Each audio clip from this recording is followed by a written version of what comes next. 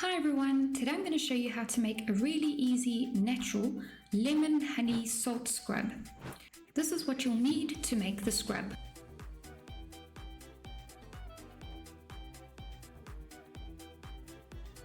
These natural ingredients are great for exfoliation. The salt helps to get rid of some dead skin cells, leaving the hands softer and smoother. Brightening. The lemon juice contains natural acids that can help lighten dark spots and brighten the skin.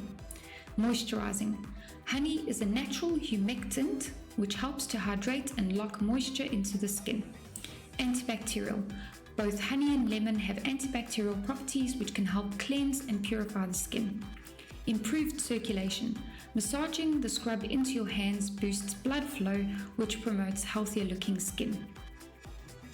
Now I'm going to show you how to make the lemon scrub. In a bowl, pour in the salt and the lemon zest. Add all of the oils and stir until well mixed. Scoop into a locking container to keep it fresh. It's really easy to use the salt scrub.